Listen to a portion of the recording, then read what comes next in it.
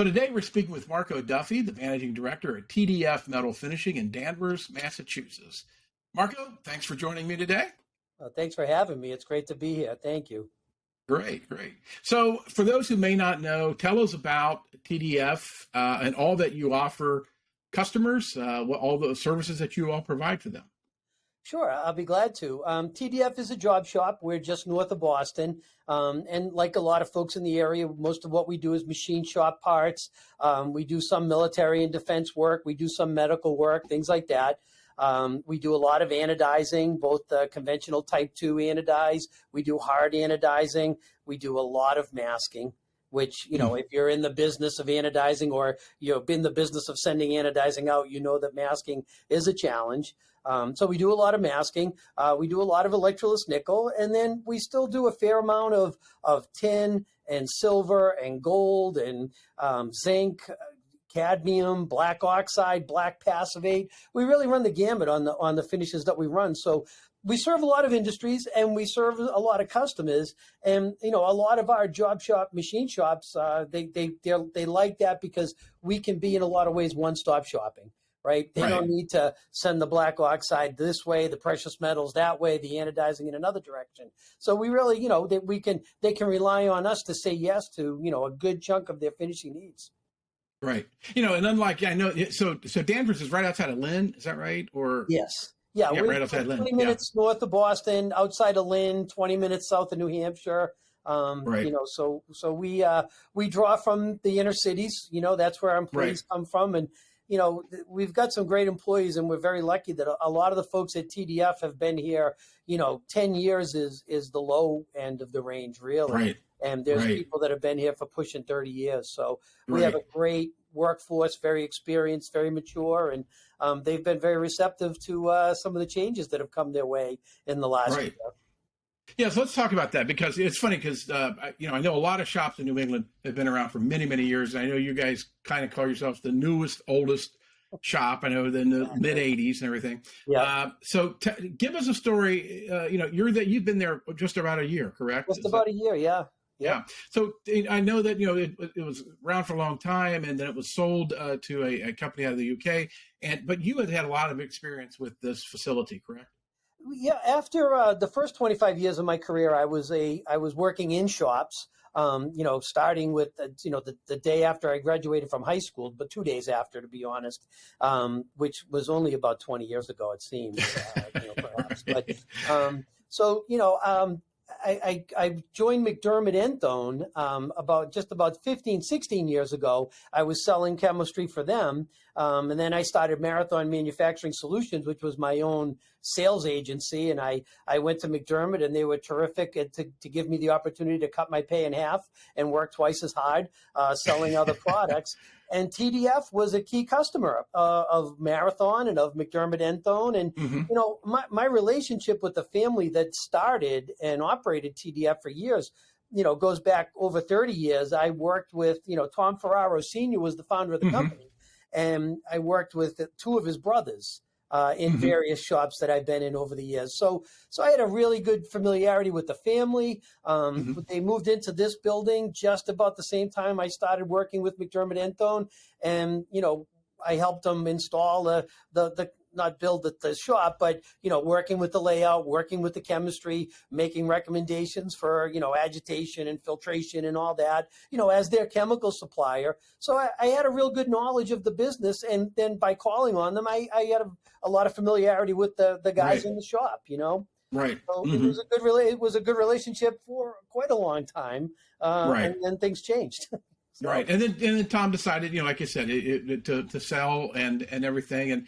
And what was it? You coming to them coming to you? How did that all come about? Well, it was funny. The company had been for sale for a while. Tom Sr. did a tremendous job. This company took care of his family for 40 years. And then Tom was looking to retire, and he really felt that the best way to continue to take care of his family would be to sell the business, which he did. So the company was up for sale, and just about 3 doors down is Hansen Aerospace.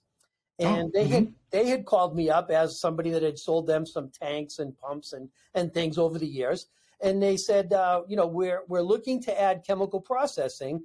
So we're going to buy a building. We want to build a line, and we'll install a waste treatment system. Will you help us? And I said, by all means, I'd love to. They're great people down Right. in Hansen, also longtime friends that I have been doing business with for many years. And I said, I'd be happy to help you. I said, but TDF is 3 doors up. I said, and they're for sale. Right. They have half of what you need and space to do the rest. Right. And then, I kind of left it at that. And then a couple of months later, just about a year ago, actually exactly a year ago, I got a call from the folks at Hansen said, we bought TDF. Right. There you go. The next question was, would you be willing to run it for us? And, I had a lot of offers over the years, and I was very happy running Marathon as my own business. It was tremendous. It was a great, I ran my own business for 10 years, which I take a lot of pride in. They say, 90% of new businesses fail in the first year, and, a whole bunch fail within the first 3 years. And, Marathon went 10, and I was pretty proud of that, Right. but it was exactly 10. Right. And I said, this could be my exit strategy. Right. Working with Hansen, people, like I said, people I had great respect for and really enjoyed working with, and coming to a company that I had such great familiarity with and such respect for, both as a business and with the operators, the platers, the guys on the floor. So, it seemed like a really good fit, and we were able to come to an agreement, and here I sit. Right. I mean, were you concerned about any learning curve that, being that, running a shop, like I said, you've been on the other side of the fence for a long time, right? Yeah. Any concerns that you thought that you would have? Or I know that one of the things you did, because I saw it on your site, was you really wanted to make sure the employees felt like, they were going to be taken care of, right? And you were going to improve some things for them. Talk about that a little bit. That was kind of one of your first steps, right? Starting in this business as the guy who worked for the guy who swept the floors, I've got over 40 years, and, I have really worn a lot of hats, sat in a lot of chairs, worked with and for some tremendous people, had some great mentors along the way. I was just really fortunate. And then McDermott Enthone gave me the opportunity to get on the other side. So, there are very few plating operations in New England that I haven't been in or been, hopefully, if I was doing my job right, an integral part of their business. Right. And I think that there'd be a lot of people that would say, yeah, you did a good job for us. And so, and there was one other thing that had come along. The city of Lawrence is the poorest community in Massachusetts, measured in dollars, not in spirit. But it's a tremendous community. And there was an opportunity to join a program called Lawrence Leads, which I was recommended for and was accepted into a cohort. And it was an executive leadership training program run in conjunction with Harvard School of Business. Oh, okay. And, it was a year-plus program where I was the imposter. I was number 30 of the 30 people who were the brightest, smartest, most experienced, incredible people that were part of this. And I feel it really honed my skills. And, I was very active in the Lawrence community. And, I worked for 2 companies in Lawrence that employed, at each time over 100, entry-level, unskilled people that we brought in and trained and elevated. And I took a lot of pride in seeing these people grow and flourish and become managers and supervisors and become key people, when they came in, and their first job was to, put the round part on the right rack, Right. And the community of Lawrence and the people that I worked with meant a ton to me. So, I always had that kind of civic-minded, felt a responsibility as a good corporate citizen to help people, to help them elevate, make more money. I remember standing in front of everybody at CIL where I worked and telling, who wants my job? You know, I will train you, I will pay you, I will support you, whatever it takes, because I wanted that. I wanted that for Right. somebody. Mm-hmm. That, and I wanted out. You know, I've always said, if you ever want to get a promotion, make sure somebody knows your job. You know, so I Right. was really trying to elevate people so that I could continue to elevate. And Lawrence Leeds really did that for me. So, you know, when this opportunity came up at this point in my career, I really felt that, you know, everything I had done in plating for the last 40 something years brought me to this point. Right. Prepared you for this. Right. Yeah. It's funny because you mentioned being in a lot of different shops, and, you know, I mean, you probably saw the good, the bad, and the indifferent. And, Absolutely. and you kind of log that of, if I ever get the chance, I may do it this way, or you see something that somebody else is doing, and say, that's a really smart way to do it. So absolutely. And, you know, it doesn't have to do with customers and, you know, stealing ideas and things like that. It's just, you know, a lot of it had to do with, I like how they use technology. You know what I mean? I like the way they treat their employees.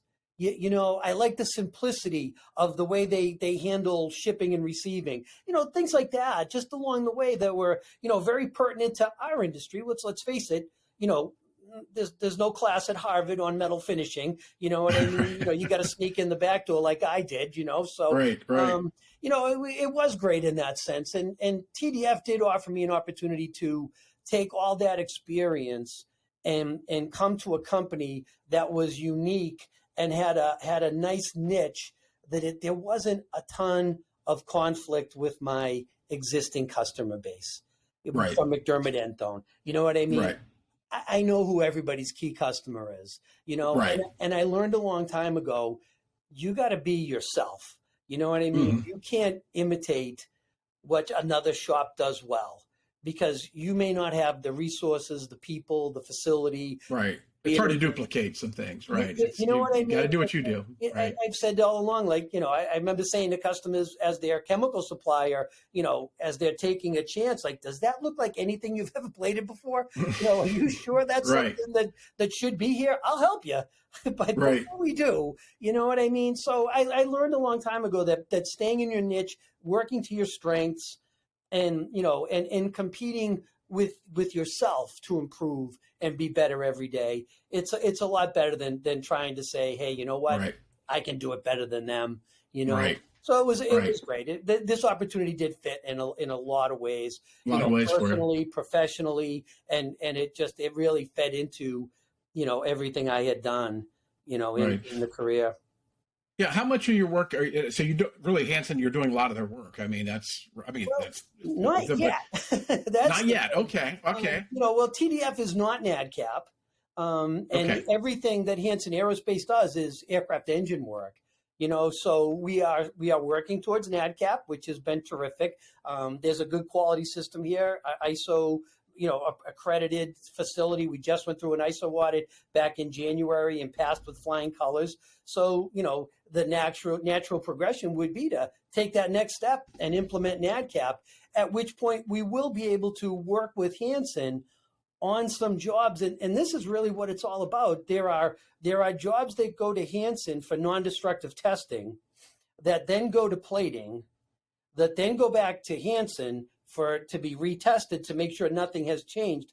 That, you know, so parts go from, you know, from the machine shop to Hansen, back to the machine shop, to another plater, back to the machine shop, back to Hansen, you know, weeks of travel time, you know? And let's face it, you know, a lot of times quality is a given, right? Everybody has to do good quality, right? Delivery is the next question. You know what I mean? How fast can you have them? And price is almost secondary, because you have to be competitive. You know what I mean? But sometimes it's the first person that says yes that gets the job. You know? So if we can shave 2-3 weeks off a project by collaborating with Hansen, you know what I mean? And we are doing some of that now. And the goal is to expand that. And, you know, we are adding the aerospace chemical processing that they want. There is, you know, like something like 5,000 square feet right behind me that we're going to put in that chemical processing line that they need. Right. So I was going to ask you about that. I mean, that's existing space you have? Or are you expanding, or it's space that was available There was like a soccer academy or something back there, and the soccer academy closed, and the space became available. And Tom Sr., to his credit, he said, "I'll take it." Right. The next plater that I meet that says I have too much space will be the first plater that I meet. First plater, right? Right. And, honestly, it's filled up pretty good now, but kind of only because you can. You know what I mean? Right. It's like the attic in your house. It's like, let's put it up in the attic and I'll deal with it, and then 28 years later, you have to hire 6 kids from the Lawrence YMCA to take all that stuff out of your attic and throw it in a dumpster. Right. And I speak from experience, so there's a lot of stuff back there, but, we're cleaning it out. We're making the space, we're creating it. We're working on what's going to go in there. And, it's aerospace stuff, that aircraft engine type cleaning operations that it's not typical plating. It's not something that we could do it out here, in the shop, pointing to the shop. But, it is different. It is very unique. It's a very niche market, and it just complements what they do so well. So it just made a whole lot of sense, So how many people do you have working for you now? Are you going to need to expand that? I know it's tough to find people. Yeah, we've got about 25 people right now, about 15 operators, and so we're doing well out there. We've expanded. Everybody stayed. All of the operators stayed when the company got sold. That was a concern, and I'd like to think that the fact that I came in with some credibility. You know what I mean? I wasn't just some corporate guy that they plunked down in this chair and told those guys to do it better. We've learned a lot together. I've learned a lot about their shop and the way they do things, and some of the knowledge that they have that's been tremendous, and combining that with my experiences, and also relying on the same suppliers that have gotten me to this point, that have come in and just been tremendous resources, and I always say that the shops that I had the most difficulty in were the ones where that's the only place they had ever worked. And I don't say that in a bad way. You know what I mean? But what you know, and you don't know what you don't know. What I mean? And what I found over the years is that, when you can take the collaboration of 2 or 3 companies or people with their experiences and putting that together, you end up with something really right. powerful. You get something kind of magical in that, right? You've got a really good resource to have. It is. As an advising team. So where do you see the next, I know you talk about NADCAP and you've got some stuff. Next, you got some things on the agenda, 1 year, 2 year, 3 year, 4 year that you got to get done. It sounds like you got your plate full now, though. Yeah, there's a lot going on, but, refining the quality system, on top of NADCAP, we applied for and we got $30,000 in training grants from the state of Massachusetts. Oh, wow. And I took a young woman that has 10 years of experience in this company, doing masking, reading blueprints, following customer instructions, a lot of knowledge. And she's taking those courses, and, she's just amazing. What a person, what a jewel to find, that diamond in the rough, so to speak. And maybe that's not even correct, but, she has really taken to that, and, working with the guys on the floor, and, trying to create supervisory skills, and, working to a schedule, and learning to grow. There's a lot of people that, they point to the future and look at their finger. And truly trying to get the vision of what we can be, is great. And when you see that light bulb come on in any one of those aspects, whether it's quality or, plating, and, we were talking about plating the other day, and it was a job that was, darn near impossible, that the tolerances were incredibly tight. Right. And the operator was getting very defensive. And I said to him, and I apologize for the phone. I said to him, I said, they may still come out bad. I said, but I want to do them wrong better than anybody. I said, and I immediately the fist bump came up, and he took to the challenge, and, he did what we collaborated on, what we learned together. I wanted him to do them this way. He wanted to do them that way. I said, what about this? He said, I can do that. Next thing you know, it's our idea. It's not my idea, not his idea. It's our idea. And it really, and not only did the parts, they came out, they were accepted. They were within tolerance. Wow, that's great. And that was pretty amazing, to see, and the excitement that he had, and that's carried over to everything we've done this week, so that enthusiasm. So that's what's next. It's really about the people.